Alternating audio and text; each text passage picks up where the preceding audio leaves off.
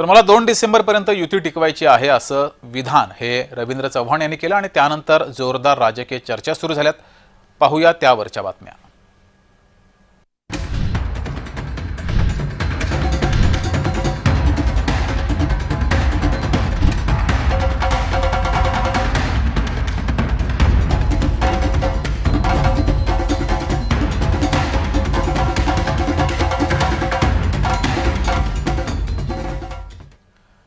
तर सुरुवातीला याच विषयावरची जय महाराष्ट्राची एक विशेष बातमी पाहूया. मला 2 डिसेंबरपर्यंत युती टिकवायची आहे असं सूचक विधान भाजपा प्रदेशाध्यक्ष रवींद्र चव्हाण यांनी केलं आणि त्यानंतर उलटसुलट चर्चा या सुरू झाल्या. पाहूयात जय महाराष्ट्राचा हा स्पेशल रिपोर्ट. सिंधुदुर्गमध्ये भाजपा नेते नितेश राणे यांच्या विरोधात त्यांचे बंधू तथा शिंदेंच्या शिवसेनेचे आमदार दस्तूरखुद्द निलेश राणे यांनीच दंड थोपटलेत. नुकताच निलेश राणे यांनी मालवणमध्ये एका भाजपा पदाधिकाऱ्याच्या घरात 25 लाखांची रोकड असल्याचं स्टिंग ऑपरेशन केलं होतं. त्यानंतर हे ऑपरेशन भाजपाच्या चांगलंच जिव्हारी लागलंय. भाजप आणि एकनाथ शिंदेंची शिवसेना राज्यात सत्तेत एकत्र असली तरी नगर परिषद आणि नगरपंचायत निवडणुकीच्या निमित्तानं दोन्ही पक्ष एकमेकांसमोर उभे ठाकलेत. कोकणात तर या दोन्ही पक्षातील वाद एवढा विकोपाला गेलाय की भाजपाच्या प्रदेशाध्यक्षांनी थेट युती कधीपर्यंत टिकवायची याची तारीखच जाहीर केल्यानं आता डिसेंबर नंतर खरंच राज्यात पुन्हा एकदा राजकीय भूकंप होणार का याबाबत राजकीय चर्चांना उधाण आलंय. 2 तारखेपर्यंत मला युती टिकवायची आहे. मी नंतर उत्तर देईन. खरं आहे का? पण निलेश राणे म्हणतात ते खरं आहे का? खोटं आहे का? रवींद्र चव्हाण नेमक्या काय अर्थानं बोलले हे नेमकं तेच सांगू शकतील. पण निवडणूक प्रचारामध्ये महायुतीच्या मित्रपक्षांनी एकमेकांवर टीकेचा भडीमार मात्र सुरू केल्याचं एकंदरीतच चित्र उभा महाराष्ट्र पाहतोय. ठिकठिकाणी मित्रपक्ष एकमेकांची उणीदोणी काढताना दिसतायत. एकनाथ शिंदेंच्या शिवसेनेचे मंत्री आणि नेते तर कोणताही मुलाहिजा न बाळगता भाजपावर एका पाठोपाठ एक टीकेचे बाण सोडतायत. त्या पार्श्वभूमीवर रवींद्र चव्हाण यांनी केलेलं वक्तव्य हे भाजपानं मित्र पक्षांना दिलेला एक प्रकारचा इशारा तर नाही ना, अशी ही दुसरी चर्चा सुरू झाली आहे. शिवाय उपमुख्यमंत्री एकनाथ शिंदे यांनी भाजपातील प्रवेश घेणाऱ्या स्थानिक नेत्यांवर नाराजी व्यक्त करत थेट तक्रारीसाठी दिल्ली गाठत अमित शहांपुढे गाऱ्हाणं मांडण्याचीही हिंमत केली आहे. दरम्यान भाजपकडून सारवासारव करण्याचा प्रयत्न करण्यात येतोय. वनमंत्री गणेश नाईक आणि गिरीश महाजन यांनी रवींद्र चव्हाणांची बाजू घेत एक प्रकारे वाद शमवण्याचा प्रयत्न केल्याचंही समोर आलंय. नाही, मला असं वाटतं असं काही समजण्याचं कारण नाही. तरी सांगितलं 2 तारखेवर भांडण करू नका, कारण आता आम्ही एकमेकांच्या विरोधात भाषण करणार आहोत, एकमेकांच्या विरोधात आम्ही लढतो आहोत. त्यामुळे त्यांचा म्हणण्याचा अर्थ असा असेल की बाबा 2 तारखेपर्यंत थोडी शांतता ठेवा, इतक्या भानगडी करू नका टोकाच्या, असा त्याचा निश्चित अर्थ असेल. उपमुख्यमंत्री एकनाथ शिंदे यांनी आता रवींद्र चव्हाणांच्या या विधानावर सडेतोड प्रत्युत्तर देखील दिलंय. इगतपुरीमध्ये प्रचारादरम्यान बोलताना नाव न घेता भाजपा प्रदेशाध्यक्षांना सुनावलंय. आमची युती फार पूर्वीची आहे. स्वर्गीय बाळासाहेब ठाकरे, अटल बिहारी वाजपेयी आणि लालकृष्ण अडवाणींनी केली होती. ही युती एका विचारधारेवर झालेली होती. आता पंतप्रधान नरेंद्र मोदी यांच्या नेतृत्वाखाली राज्यात तसंच देशात एनडीएचं सरकार काम करतंय. आमची युती फार पूर्वीपासून एका विचारावर काम करतीये आणि ही युती भविष्यात देखील कायम राहील. बघा, ही युती बाळासाहेबांनी, अटल बिहारी वाजपेयी, अडवाणी साहेबांनी विचारांवर, विचारधारेवर युती झालेली आणि आता आदरणीय देशाचे प्रधानमंत्री नरेंद्र मोदीजींच्या नेतृत्वाखाली हे एनडीएचं सरकार सुरू आहे. त्यामुळे ही आमची युती फार पूर्वीपासून एक विचारधारेवर युती झाली आणि ही युती कायम राहील. दरम्यान हाच धागा पकडत उद्धव ठाकरे यांनाही प्रश्न विचारण्यात आला. त्यावर उद्धव ठाकरेंनी खोचक उत्तर देत दोघांनाही चांगलाच टोला लगावलाय. 2 दिसंबर तक हमें युति कायम रखनी है, उसके बाद हम जवाब देंगे. अभी वो थ्रो करेंगे तो कितनी दूर तक जाएगा पता नहीं. 2 दिसंबर तक हमें युति कायम रखनी है, उसके बाद हम जवाब देंगे. थ्रो अभी वो थ्रो करेंगे तो कितनी दूर तक जाएगा पता नहीं. महायुतीतील सध्याच्या परिस्थितीवरून अनेक प्रश्न उभे राहत आहेत. 2 डिसेंबर नंतर खरंच नेमकं काय घडणार, महायुतीमध्ये काही मोठे बदल होणार का, याकडे दोन्ही पक्षांच्या नेत्यांसह साऱ्या राज्याचं लक्ष लागलंय. ब्युरो रिपोर्ट, जय महाराष्ट्र न्यूज, मुंबई. तर याच विषयावर विश्लेषण समजून घेऊया. आपल्यासोबत राजकीय विश्लेषक, ज्येष्ठ पत्रकार प्रवीण पुरो सर जोडलेले आहेत. प्रवीणजी, तुमचं राज्याचा अभ्यास करताना काय आकलन सांगतंय? 2 तारखेनंतर खरोखरच राजकीय भूकंप होईल की हा दबाव तंत्राचा वापर केला जातोय? निश्चित हा सगळा प्रकार जो आहे हा एकनाथ शिंदे यांच्या शिवसेनेवर दबाव टाकण्याचा प्रयत्न दिसतोय. 2 डिसेंबर पर्यंत युती टिकवायची आहे याचे दुहेरी अर्थ आता भारतीय जनता पक्षाचे ज्येष्ठ मंत्री काढतायत. गणेश नाईकांनी सांगितलंय की भाजपचा झेंडा फडकला म्हणजे सारं काही झालं असं नाही, चव्हाण चुकून बोलले असतील. आणि गिरीश महाजन सांगतात की डिसेंबर पर्यंत भांडू नका, पण एक सारवासारव करण्याचा, म्हणजे तुम्ही मारायचं आणि मी रडण्याचं सोंग घ्यायचं, अशा पद्धतीने भारतीय जनता पक्ष शिवसेनेवर वार करण्याचा प्रयत्न करतो. तर म्हणजे हा वाद कधीपासून सुरू झाला? जेव्हापासून रवींद्र चव्हाण प्रदेशाध्यक्ष झाले आणि त्यांनी प्रामुख्यानं कोकणाकडे लक्ष द्यायला सुरुवात केल्यानंतर, ज्या कोकणामध्ये नारायण राणेंचं भारतीय जनता पक्षाने पुनर्वसन केलं, त्याच नारायण राणेंचे पाय खेचण्याचा प्रयत्न भारतीय जनता पक्ष या रवींद्र चव्हाणांच्या माध्यमातून करतोय की का, अशी शंका निलेश राणेंना आली.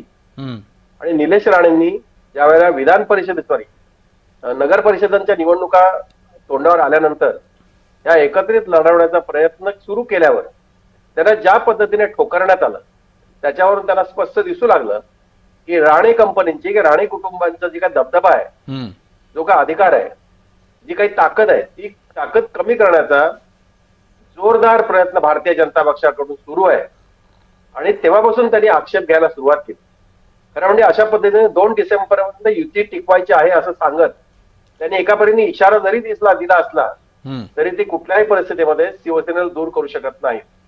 त्याला दूर तेव्हाच करता येईल जर शिवसेनेतला एखादा गट, ते सातत्याने सांगतात, त्याच्यातले काही लोक असं टूम सोडतात की उदय सामंत हे आमच्याबरोबर येतील, त्यांच्याबरोबर 18 आमदार आहेत, असं सांगत एका अर्थी एकनाथ शिंदेच्या शिवसेनेवर दबाव टाकण्याचा प्रयत्न करतात.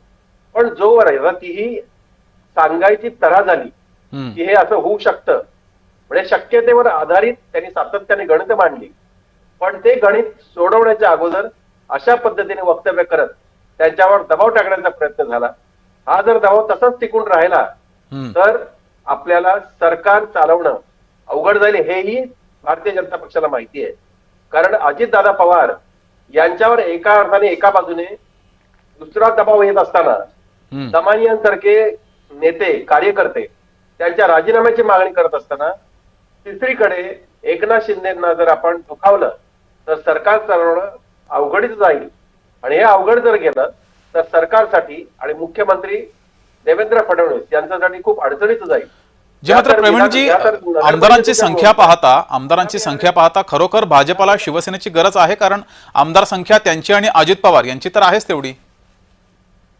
नाही, निश्चितच अजित पवारांची संख्या आणि एकनाथ शिंदेची संख्या याच्यामध्ये तुलनात्मक दृष्ट्या पाहिलं तर आपण अंतर आहे.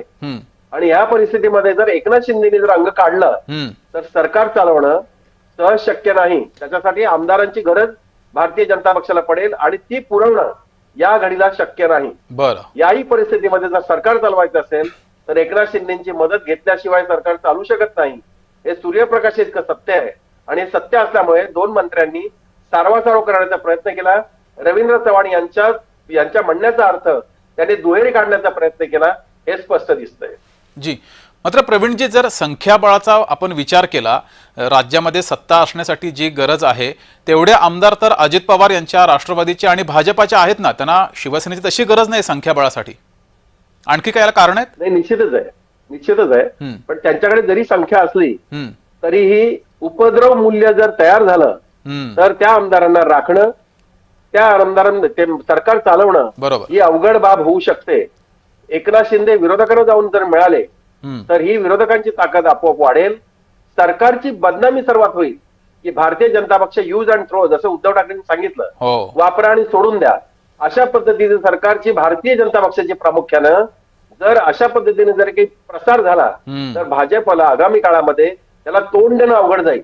सत्तेसाठी आपण सगळं करतो आणि सत्ता जर पाहिजे असेल तर कुठे कोणालाही आपण जवळ करू शकतो आणि जर त्यांचं काम झालं, आपलं इच्छित साध्य झालं तर त्यांना दूर करू शकतो. हे साऱ्या जगाला दिसेल आणि हे पाहणं, हे दिसणं हे भारतीय जनता पक्षाला कधीही परवडणारं नाही. बरोबर. आतापर्यंत झालं, कारण ताकदीच्या जोरावर आणि संख्याबळाच्या जोरावर ते करू शकले, पण संख्याबळ जर कमी झालं तर सरकार चालवणं सहज शक्य नाही. चालवू शकतील पण सहज शक्य नाही. बरोबर.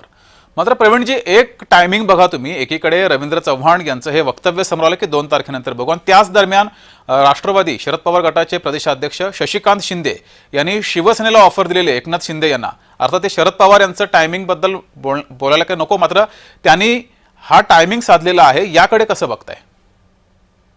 नाही, एकनाथ शिंदेची मदत घेऊन विरोधक सत्तेवर येतील हा भाग नाहीये. बरोबर. पण आगामी येणाऱ्या स्थानिक स्वराज्य संस्थांच्या निवडणुकीमध्ये एकनाथ शिंदेच्या शिवसेनेची वेगवेगळ्या ठिकाणी जर मदत मिळाली तर राष्ट्रवादी काँग्रेस आणि एकनाथ शिंदेची शिवसेना आणि अर्थातच महाविकास आघाडीतले काही घटक पक्ष जे आहेत ते जोरात पुढे जाऊ शकतील, हे सहज शक्य दिसतं. या घडीला जर एकनाथ शिंदेची जर मदत मिळाली तर भारतीय जनता पक्षाला तो खूप मोठा धोका होऊ शकतो. स्थानिक स्वराज्य संस्थांमध्ये आपल्याला अपेक्षित असलेल्या जागा मिळू शकत नाहीत, ही भीती भाजपला आहे आणि तेवढाच फायदा राष्ट्रवादी काँग्रेसच्या शरद पवारांच्या गटाला आहे. आणि त्याच्यामुळे शशिकांत शिंदे यांनी जो टाकलेला डाव जो आहे तो स्पष्ट आहे की एकनाथ शिंदे यांच्या कार्यकर्त्यांच्या सह, त्यांच्या आमदारांसह आपण एकत्र जर लढलो, महाविकास आघाडी जर सातत्याने जवळ राहिली तर कदाचित उद्धव ठाकरे त्याच्यात नसतील, पण याचा फायदा राष्ट्रवादी काँग्रेसला निश्चितच होऊ शकेल. आणि त्याच्यामुळे शशिकांत शिंदे यांनी हा टाकलेला डाव दिसतो आणि तो कदाचित यशस्वी होऊ शकतो जर एकनाथ शिंदे जर बरोबर शरद पवारांच्या बरोबर गेले तर. बरं. मात्र प्रवीणजी, आपण काही भाजपाची जुनी थोडं मागे जाऊन जर विधानं बघितली तर अमित शहा यांचं विधान की आपल्याला इतकी ताकद वाढवायची आहे की आपल्याला कुबड्यांची गरज नाहीये, त्यानंतर अनेक नेत्यांचे आलेले विधानं, तुम्ही भविष्य कसं पाहताय पुढच्या 2029 किंवा पुढच्या राजकारणामध्ये? खरोखर जर भाजपाची ताकद प्रचंड वाढली तर ते शिवसेनेला सोबत ठेवतील? नाही, एक स्पष्ट आहे की भारतीय जनता पक्षाने आतापर्यंत केलेलं राजकारण आपण जर लक्षात घेतलं तर शिवसेनेची ज्या पद्धतीने, मूळ शिवसेनेची ज्या पद्धतीने त्यांनी अवस्था वाईट करून ठेवली, राष्ट्रवादी काँग्रेस पक्षाचे 2 शकलं पाडली, हे लक्षात घेता त्यांचा वापर करायचा, सत्ता वापरायची, आपली ताकद वाढवायची. बिहारमध्ये बघा ना, बिहारमध्ये ते निम्म्याहून कमी असलेला भारतीय जनता पक्ष आता पहिल्या क्रमांकावर गेलेला आहे. म्हणजे तिथे प्रत्येक ठिकाणी सहकारी पक्षाची साथ घ्यायची आणि आपली ताकद वाढवायची. एक तर ताकद वाढल्यानंतर सहकार्याला बाजूला करायचं, हे आतापर्यंतची नीती भारतीय जनता पक्षाची आहे. आणि त्याच नीतीचा भाग म्हणजे एकनाथ शिंदेच्या संदर्भात आता होत असलेली वक्तव्य तेच सांगत आहेत. ही सगळी परिस्थिती लक्षात घेतली, मागचा काही काळ लक्षात घेतला तर भारतीय जनता पक्षाचा कारभार हा सहकारी पक्षासाठी खूप चांगला आहे असं नाही. काही काळ सत्ता वापरायची, सत्ता वापरायला द्यायची, सत्तेमध्ये सामील करून घ्यायचं, पण आपलं इच्छित साध्य झालं की त्या सहकार्याला बाजूला करायचं. अशा पद्धतीची भारतीय जनता पक्षाची नीती ही कायम राहिली, तीच भीती आता एकनाथ शिंदेला वाटते. बरं. प्रवीणजी, या सर्व भाजप शिवसेनेच्या वादामध्ये अजित पवारांची राष्ट्रवादी तुम्ही कुठे पाहताय? राष्ट्रवादी काँग्रेस पक्षाची गेल्या काही दिवसांपासून जी होत असलेली अडचण लक्षात घेतली, काही भ्रष्टाचाराचे त्यांच्यावर झालेले आरोप, पवारांच्या माध्यमातून जमीन घोटाळ्याचं प्रकरण जे आहे, या सगळ्या प्रकरणांमुळे अजित पवारांचा राष्ट्रवादी काँग्रेस पक्ष प्रचंड प्रमाणावर बॅकफुटवर गेलेला आहे. या स्थानिक स्वराज्य संस्थांच्या निवडणुकांमध्ये तो पक्ष आता कुठे आहे याचीही चर्चा सर्वत्र होऊ लागलेली आहे. कारण ह्या सगळ्या घटना ज्या आहेत, ही जी सगळी प्रकरणं जी आहेत, ही ज्या पद्धतीने बाहेर काढली जातात, कदाचित अंजली दमानिया आपण म्हणत होतो की यांना कोण सुपारी वगैरे देते का, पण कोणीतरी निश्चितच अशी गोष्ट आहे की सरकारमधल्या काही बाबी काही कार्यकर्त्यांच्या समोर दिल्या जातात आणि मग ते कार्यकर्ते केंद्रापर्यंत पोहोचतात, अमित शहापर्यंत जाण्याचा इशारा देतात. हे जर सगळं पाहिल्यानंतर अजित पवारांचा पक्ष खूप काही करू शकेल. त्यांना बॅकफुटवर गेल्याची परिस्थिती ही निर्माण झाली आहे. ही केवळ सत्तेतल्या स्पर्धक असलेल्या पक्षामुळे झालेली आहे आणि त्याच्यामुळे अजित पवारांना या आगामी काळामध्ये भारतीय जनता पक्षाच्या पुढे तोंड उघडणं अवघड जाणारी बाब ठरलेली आहे. जी प्रवीणजी, शेवटचा प्रश्न, अशीही चर्चा आहे की भाजपा एकनाथ शिंदे यांच्या शिवसेनेला बाजूला करून ठाकरे गटाच्या शिवसेनेला सोबत घेऊ शकतो, अशीही चर्चा आहे. हे कितपत पुढे सत्य ठरू शकतं? एकनाथ शिंदेना जर इशारा जर द्यायचा असेल तर भारतीय जनता पक्षाला कोणाचा तरी हात पकडावा लागेल आणि त्याच्यासाठी अजित पवारांचे राष्ट्रवादी काँग्रेस पुरेशी पडेल असं नाही. त्याच्यासाठी मनसे आणि शिवसेना हे दोन पक्ष होते. पण मनसेची महाराष्ट्रातली आणि मुंबईची ताकद लक्षात घेता उद्धव ठाकरेंची शिवसेना ही जर बरोबर असेल किंवा त्यांच्या नावाने किंवा आपण हा जर इशारा देऊ शकलो तर भारतीय जनता पक्ष हा एकनाथ शिंदेसाठी एक इशारा ठरू शकतो. आणि हीच बाब भारतीय जनता पक्षाने लक्षात घेतली आहे आणि म्हणून ते सातत्याने उद्धव ठाकरेंच्या शिवसेनेची मदत कधीही मिळू शकते अशा पद्धतीने वक्तव्य काही त्यांचे नेते करतात.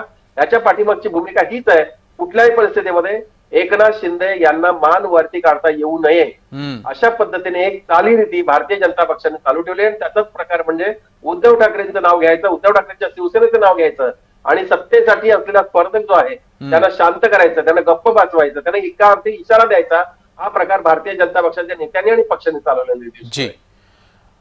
प्रवीण पोळोजी, खूप खूप धन्यवाद तुम्ही केलेल्या या विश्लेषणाबद्दल. यासोबतच जेएम विशेषमध्ये वेळ झाली इथेच थांबण्याची. ताज्या बातम्यांसाठी बघत राहा जय महाराष्ट्र.